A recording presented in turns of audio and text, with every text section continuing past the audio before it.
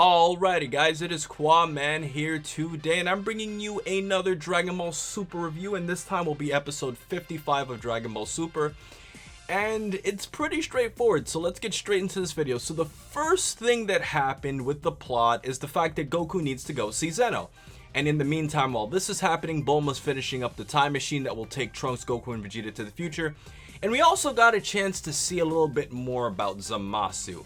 This episode even further emphasized his level of brutality in the sense that Zamasu pretty much killed a Babari resident without reasoning with it under Gowasu's command.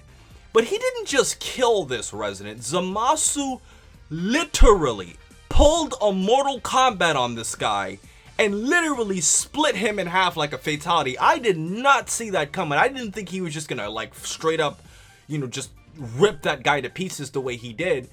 But as a result of this, Gowasu takes Zamasu's airing, and I think that was a little bit of a sign that we're seeing even more tension rising between Gowasu and Zamasu. And as I predicted, I definitely think Gowasu will definitely be injured.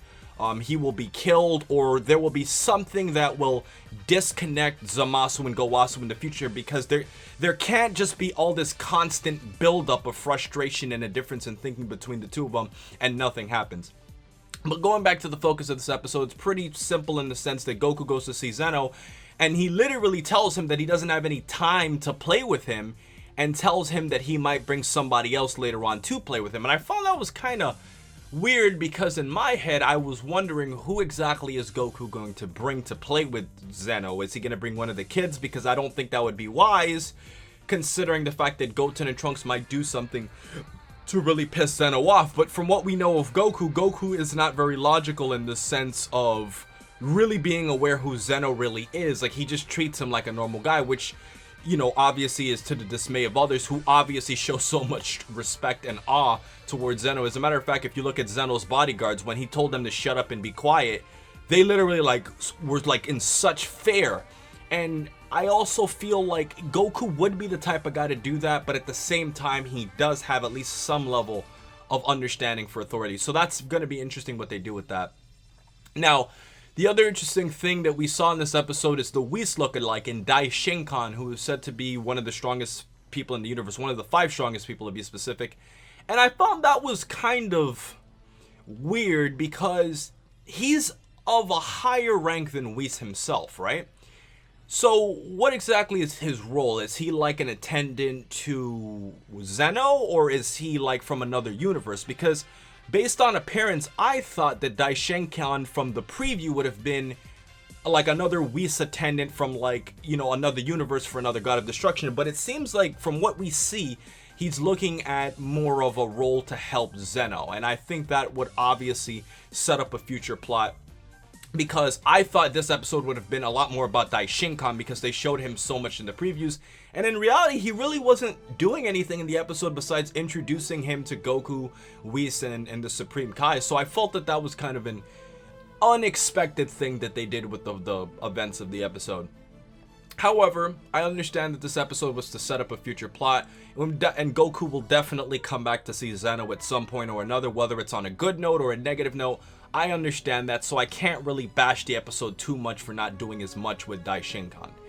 Now, from here on out, the other characters really weren't that active in this episode. I mean, Trunks was resting from training with Vegeta, and Vegeta was obviously off somewhere, and the Pilaf gang is obviously always around doing silly things.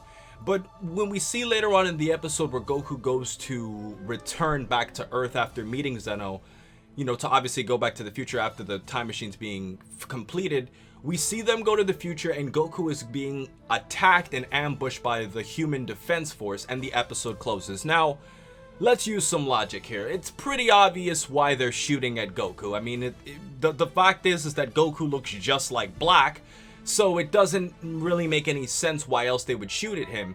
The only thing is that to what degree will their weapons be effective? I obviously know that if those weapons are ineffective against Black, unless they found out some new way to hurt insanely powerful beings, it's not going to do anything. So the episode ending doesn't have any sense of tension in the sense that something bad might happen to Goku, but it does have a sense of tension in the sense that, oh wow, like these guys are thinking Goku is black, and it's showing you how the humans would view black as the way they would be looking at Goku.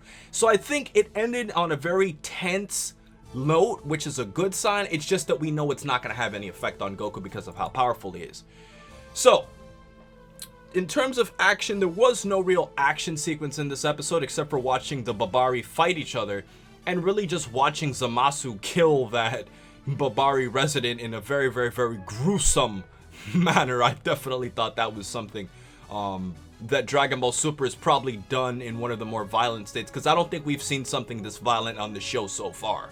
And I'm thinking off the top of my head I can. If you guys can think of another Super moment that violent, please say so in the comment section below. But either way, moving on to the animation.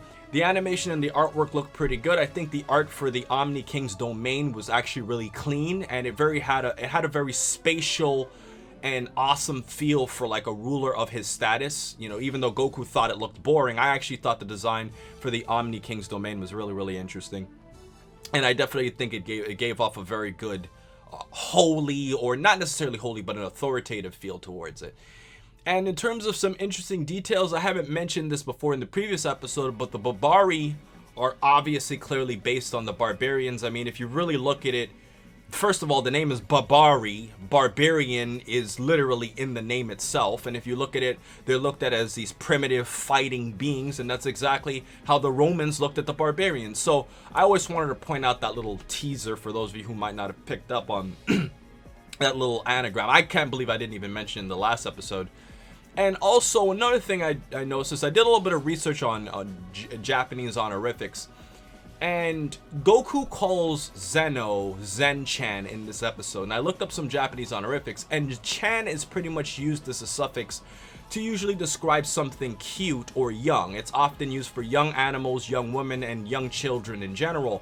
And because of this, I wonder how the English dub is going to use this inside Japanese note, because this is a note that's really strictly for Japanese speakers. So it can't translate very well to English, because English doesn't necessarily work that way with suffixes. And there are a few cases, but it doesn't work the exact same way as it does for Japanese, or like in Spanish. Like in Spanish, for example, if you end with an O versus an A, it has a more masculine or a feminine feel for certain, words or names, like amiga versus amigo, or prima versus primo. So I think that this is going to be very cool to see how they deal with this. However, I found it interesting how all of the others found it very disrespectful, how Goku's literally calling like a ruler of the gods cute in context.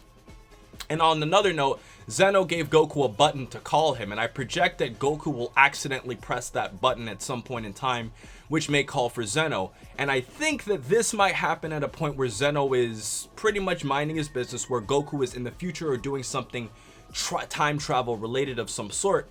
And the reason why I'm doing this is because they really emphasized in this episode that Goku not mention anything about the time, or like, time travel or anything with Trunks or anything along those lines, or Black, because of the fact that if he did, that could really piss off Zeno, because we understand now, especially with Jocko the Galactic Patrolman, that time travel is kind of viewed as a very, very, very, very stringent thing in this universe. So if you just go around causing time, that could really anger Zeno, who's obviously in charge of everyone. So I definitely feel like Goku might accidentally press that button at the wrong time, because why else would Zeno have given him that button? He would give Goku that button for the plot to go for Goku to use it incorrectly. That's kind of how it would be written. And as a memorable moment or moments of this episode, I definitely think Beerus's reaction to Goku calling Zeno Zen-chan, as you can see, was really interesting, because the way Beerus reacted was very, very, very priceless, because he's literally calling this guy Zen-chan. And I felt that this is something that really makes watching the Japanese version of Dragon Ball Super interesting, because you really get a little bit more into Japanese culture as opposed to the actual episode plots itself. And the other moment that I would like to mention in this episode that I liked is when Gowasu was talking to Zamasu. And he was pretty much saying that if you were evil, don't go down the path of justice, because it can make it seem as if you're doing right when you're not. For example, I was talking to Nathan from Frozen Particle about this, in which he was saying this is kind of like Star Wars in the sense that Anakin, you know, felt that what he was doing to the Jedi was justice. You know, he felt what Sidious's plans were justice, and he felt that the Jedi were wrong. But he didn't realize himself that he was wrong in all this essence. And I kind of like how they did that scene, showing Zamasu in Gowasu's airing as if it was looking directly on him, like a reflection at himself as he was speaking. I thought that was a very, very well put together scene.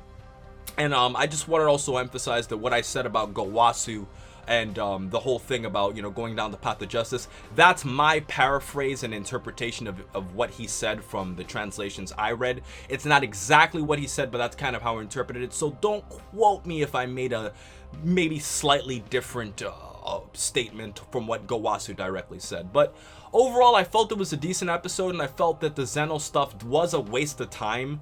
And it was just a waste of time for Goku to just say he needs to go, especially because it's like, oh, Goku meets Zeno, Goku has to go now. It's like, all right, but I understand why they're doing it. They wanted Goku to get the button, and they're trying to set up a future plot where Zeno's going to be directly involved with Goku. So I understand why they did it. It's just that the previews made it seem as if this episode would focus on Daishinkan and Zeno himself. But you know what? When you set up the future plot, you can't complain so much about the present plot. So I have no real problem with that. So with everything said, I'm going to give this episode 3 stars. It was a decent episode with some replay value, and I definitely think it was worth watching. So with everything else said, I just want to mention my predictions really quick about Super Saiyan Rose. The interesting thing about this is that in the previews, we don't see Trunks at all. And my prediction is that Trunks is going to look for Mai, as we saw him picking up her hat in this episode, who appears to be missing, while Goku and Vegeta deal with Black until it's time for Trunks to return at some point. And I also predict that Black is not going to transform into a Super Saiyan Rose or a Super Saiyan Pink until the very, very end of the episode, because that's pretty much how Dragon Ball always works. The big dramatic transformation happens at the end of the episode, and then the real fight starts in the next episode. So those are my predictions and my review for today, and I hope you guys enjoyed. So with everything else said, please remember to rate, comment, and subscribe. And remember, as I always say, to have a great day, guys.